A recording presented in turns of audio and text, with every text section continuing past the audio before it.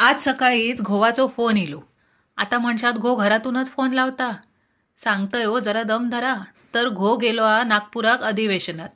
ता पण इंडिगोच्या विमानान. मेल्यांचा विमान महिनाभर बंद होता आणि माझो घो जाता म्हटल्यावर सुरू झाला. घोवाक सांगलेल्या विमानतळावरून परत मागे येत आलात. पण कसला काय विमानात बसून माका व्हिडिओ कॉल करून दाखवल्याने विमान चालू झाला म्हणून. तर त्यांना फोन केल्यान की पाणी चालू कर म्हणून सांगू. एक तर मी झोपेत त्यात ह्यो थैसून फोन करता.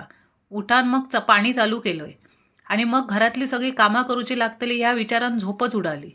एक तर घो घरात नाही तर भांडाक पण कोण नाही. मग परीसोबत थोडा भांडण काढलंय तेव्हा खय बरा वाटला. रोज सकाळी चहा नको असताना सुद्धा मुद्दाम चहा करून पुढ्यात ठेवता आणि मग मी त्या चहाचे तोटे कसे असतात ह्या ऐकवून चहा पितोय. आज तो नाही तर त्याच्या विरहात चहा घेतलंय आणि मी वळले झाडूकडे. झाडू पण म्हणाक लागली, हात लगाओगे तो मैं तुम्हारे हात से गिर जाऊंगी. घोवाची आठवण झाडवाकही येऊक लागली आणि ती काय माझ्या हातातून फिराक तयार नाही. मग झाडूक ठेवलंय त्याच्या जाग्यावर आणि सांगलंय, जोपर्यंत घो येत नाही तोपर्यंत मी तुका हातच लावचंय नाही. तेवढ्यात इला आमचा स्वीटू. त्याका पण घोवाच्या हातातून मासे खायची सवय.